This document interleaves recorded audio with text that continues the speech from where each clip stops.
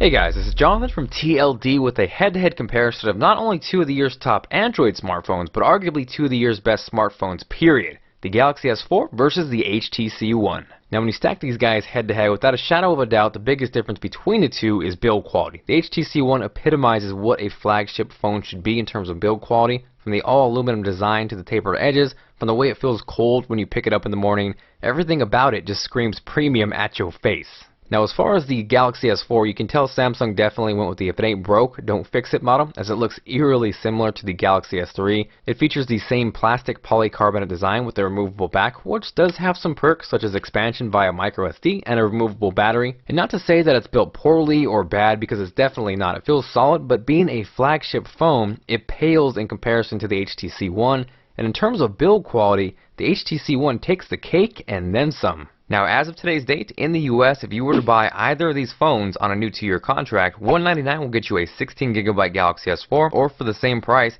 you could get a 32GB HTC One. Now, obviously, pricing fluctuates. There's deals, sales, promotions. So if you want to stay up to date, I'll have the most current pricing and availability, deals and sales if there are any, as well as unlocked pricing just in case you don't want to be locked down to a contract, all linked right below that like button. Jumping back to the storage of the 16GB on the Galaxy S4, because there are so many software features packed into this thing, there's only about 9 available to the user. Now yes, you can expand by a microSD card up to an additional 64GB, but that is limited to only photos, music, videos, and you can install apps on there. So if you're someone who loves apps, specifically games, which can easily get to over a gig in size, you'll find yourself running out of space sooner than later on the Galaxy S4, whereas the HTC One, of its 32 gigs, about 26 of that is available to the user, so you have a lot more room to play with in terms of apps and games, and on top of that you get 25 gigs of Dropbox space free with the HTC One. So if you're the person that doesn't really rely on apps or games, and you need that micro SD card slot for your movies, for your photos, for your videos, I know it also plays a big role in rooting and also making backups of your phone, then the edge goes to the Galaxy S4. But if you're the person that downloads tons of games and apps, then that edge goes to the HTC One.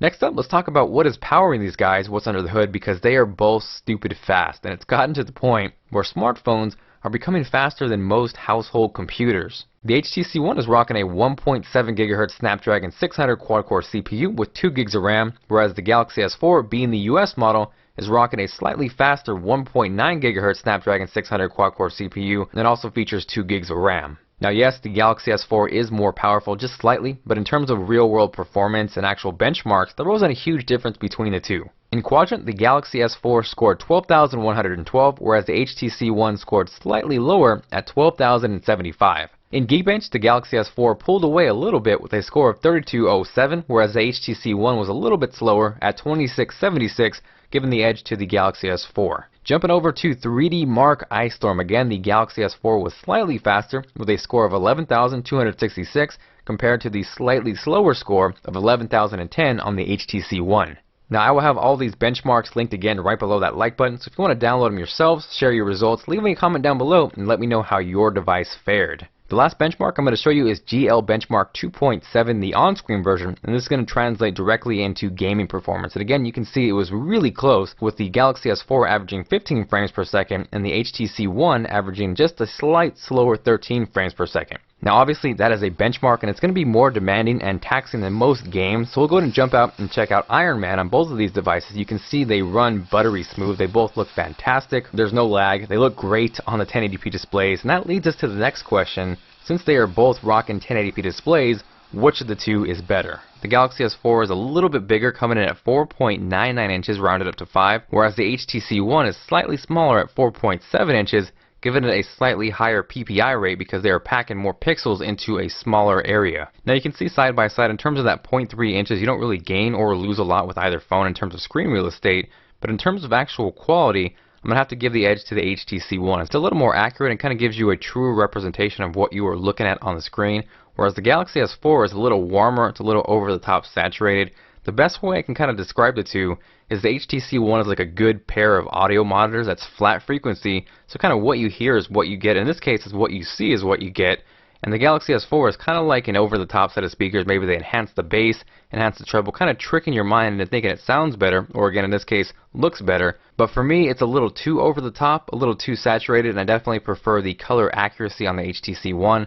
But again, not saying the Galaxy S4 is bad by any means. Both of these displays are jaw-dropping, and I'm willing to bet some people will prefer the over-the-top look of the Galaxy S4 because it kind of tricks your mind into thinking images look better than they actually are. It's really close, but for me, again, the HTC One takes the crown in terms of display quality. So now that we've taken a look at most of the hardware, let's go and take a look at the software, and this is where the Galaxy S4 really separates itself from the HTC One. Out of the box, the Galaxy S4 is rocking Android 4.2.2, whereas the HTC One is rocking 4.1.2, and even though the Galaxy S4 is rocking a more current version of Android, neither of these are like stock Android at all. I actually really did like Sense 5 on the HTC One. It's light, it's clean, it's elegant. Blink Feed, which is one of their features they're pushing, is kind of like a permanent flipboard on your screen. I found it to be a little intrusive on your home screen, but if you actually move it to the left, I found it much more enjoyable and actually found myself checking it often. One thing I didn't like on Sense though is multitasking. You gotta press the slightly awkwardly placed home button on the right twice, and that's gonna bring a little window up with 9 different rectangles. You have to swipe each out individually. Conversely, on the Galaxy S4, all you gotta do is hold the home button, which is conveniently placed right there in the middle. It's gonna give you an option where you can swipe off apps, you can kill everything at once, you can quickly access Google Now, or you can get a shortcut to your active applications. Now, while we're on the topic, the Galaxy S4 features obviously a physical home button with 2 capacitive buttons on each side. Kind of seems to make more sense and is more intuitive in terms of navigation, whereas the HTC One only features 2 capacitive buttons, no physical button on there whatsoever. So for me, like I said, the Galaxy S4 does make more sense and is a little more intuitive in terms of navigation, but it's not a deal breaker and wouldn't stop me from using the HTC One. Continuing on with the software on the Galaxy S4, this is where this phone separates itself with any other phone on the market. They jam-pack this guy with tons and tons and tons of features. Some of them are gimmicky, but the more and the more and the more I use this phone, the more I found myself enjoying these features. For those of you guys who are familiar with the Galaxy Note 2 and really enjoyed the multi-window support, that has also come over to the Galaxy S4. All you gotta do is hold the back button, and from there it's gonna give you a little tab that you can slide out. You can choose from a list of applications and view 2 of those simultaneously. Now, as far as the futuristic features on the Galaxy S4, everything you see plastered all over the Samsung ads on TV, I'm sure here on YouTube, I actually really enjoyed Air Gesture. If you've ever moved an icon on your Android phone and you've been a little frustrated when you're trying to drag it over to the next screen and it doesn't quite make it, with the Galaxy S4, all you do is simply hold one down and you can actually swipe between pages and easily move it to another page without all that hassle and headache. That same air gesture applies to waving your hand like a magic wand and moving through photos. You can scroll with your fingers on a web page. And yeah, it's a little bit gimmicky, but as technology fans, this is some of the stuff that we should geek out over. If we showed this to somebody 10 years ago, they probably would have lost their mind, because that's some of the things you expect to see on something like Back to the Future. Another feature I really enjoyed was Smart Scroll, and by default, it is stupidly set to follow how you move your head, and you can all imagine how you look out in public trying to scroll, moving your head on your Galaxy S4. But if you actually adjust it to watch your eyes and then how you move the phone, it works a lot better. So when your eyes are on the screen, if you tilt the device back, it's going to scroll down through the article for you, or if you tilt it towards you, it's going to scroll back up. And this is actually really useful, and I found myself enjoying this a lot. Then you have things like Smart Stay, which will watch your eyes. If you move your head, it's going to pause the video for you. You have things like Air View, where you can hover your finger without touching the device, and you're going to get a preview of a picture, or an email, or a calendar. Those are cool, but I really didn't use those too much. Now, they also do both feature IR blasters to control your TV. Both were extremely easy to set up, both in under 5 minutes, and they both work extremely well. Nothing to the point where I'd say choose this device over the other because of the remote control. I do prefer the simplicity of Sense on the HTC One, but overall, in terms of navigation and features, the Galaxy S4 smokes the HTC One. Now, I know I'm not talking about every single feature on the Galaxy S4. There's probably too much to talk about in this video, but if you're interested in learning more, I'll have all those features posted down below, as well as my top 5 Galaxy S4 features. So now that we took a look at what separates the Galaxy S4 from the pack, let's take a look at one of the biggest features on the HTC One, something that really hasn't been done on a smartphone before, and that is the HTC Boom Sound. Now, it sounds simple, 2 front-facing stereo speakers, yet you haven't seen that before on a smartphone. Combine that with a little bit of audio processing in the software, and the result is the best sounding set of speakers I've ever heard on a smartphone. The Galaxy S4, on the other hand, has a tiny little speaker located on the back, and it really doesn't even come close. The HTC One is night and day better.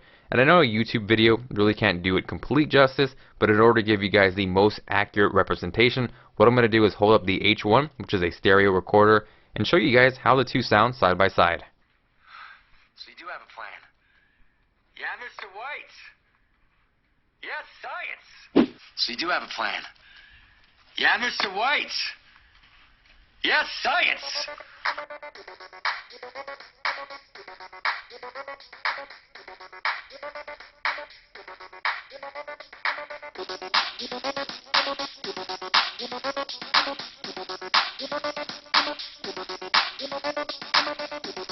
So hopefully you could hear there was a huge difference between the two. So if you're watching movies, videos, YouTube, music, whatever it is, if you consume a lot of media, the HTC Boom Sound is a feature you're probably not going to want to overlook. Next up are the cameras. The Galaxy S4 is rocking a massive 13 megapixel camera, whereas the HTC One is rocking a 4 megapixel, or ultra pixel as they're marketing it. And they do a great job of showing that it's not always about the megapixels. For a lot of people, there's an assumption that more megapixels equals better, and that's not always the case. It really comes down to the sensor, and the HTC One shows why that's the case. For most environments, I think both cameras performed exceptionally well, and I really don't think you'd be disappointed with either of these phones if you picked one. But for me, the HTC One was a little more accurate, a little bit quicker, and overall I prefer the pure camera on the HTC One over the Galaxy S4. It performed better in low light, as you guys can see right here. This is the Galaxy S4. It's a little noisy, and then here is the HTC One. Now conversely, the Galaxy S4, I think more people will enjoy the camera because of the layout, and yes, we're going back to it, but features, because it is jam-packed with tons and tons, and you guessed it, tons of features, even on the camera. It's very similar to the Galaxy camera with the scroll style layout where you can choose from tons and tons of presets. Drama was really cool. Here's a little example of one of those shots. And you can get a similar effect on the HTC One, but overall, there's a lot more you can do on the Galaxy S4. You can simultaneously use both the front and the back-facing camera, which kind of could be cool for vlogging. And I think overall, like I said, I do prefer the HTC One, just the pure camera ability, but I think more people are going to enjoy the camera on the Galaxy S4 because it's not bad by any means. They're both awesome cameras, and I think the features take the Galaxy S4 over the edge. They both took outstanding video and is what you'd expect on a flagship 1080p smartphone. I really wouldn't say one was drastically better than the other, but I did notice the Galaxy S4 microphones performed a lot better, especially in windy situations. So if you vlog and you want to use your phone for that matter, you may want to check out the Galaxy S4. Next up, let's go and talk about something that's really important that kind of gets overlooked a lot of the time. That is battery life. The HTC One is rocking a 2300 milliamp hour battery, whereas the Galaxy S4 is rocking a slightly larger 2600 milliamp hour battery. Now in terms of real world use, I found myself sometimes struggling with the HTC One to make it through an entire day on the battery. If I was watching lots of video or if I was playing games, it felt like it really struggled to make it through the whole day. And on top of that, if your battery is low, it takes a super long time to charge up. So this is something where that removable battery on the Galaxy S4 kind of gives that the edge. So the Galaxy S4 on top of all of that seemed to perform about 10 to 15% better in terms of battery life. It charged faster and overall got me through the day a lot easier than the HTC One.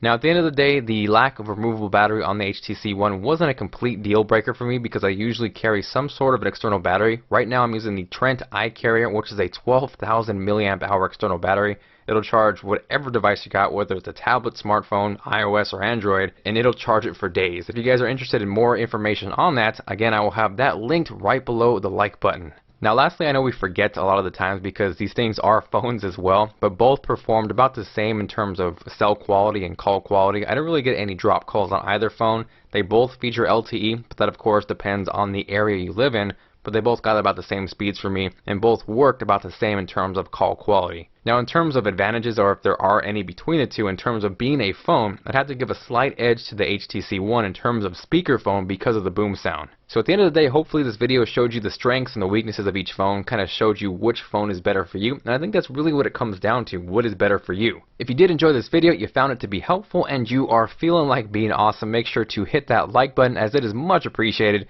and in return I will throw a virtual high five at your face. So to sum it up, we have two of the most badass smartphones that I've ever used, and to make it easy, if you prefer expandability, micro SD card slot, removable battery, if you prefer a slightly better battery, and tons and yet again tons of features, then go with the Galaxy S4. On the other hand, if you think you really like boom sound and you watch a lot of media and consume a lot of music, you prefer build quality, and the external battery is not a huge deal to you, I think you'd like the HTC One. So let me know what you guys think with a comment down below. Try to keep it civil. These are smartphones, not anything to fight about. Kind of think about what you were using 10 years ago to what we have now as options, and have to decide between these two phones is definitely a first world problem. Again, thank you guys for watching. If you have any questions on these two phones or just tech in general, hit me up on Twitter at TLDtoday. I also have Facebook and Google+, where you can contact me there as well. Also, I'll be working on my next phone comparison video. Let me know what you want to see, either the Galaxy S4 versus the iPhone 5 or the HTC One versus the iPhone 5. Let me know with a comment down below. And again, this is Jonathan from TLD, and I'll catch you guys later.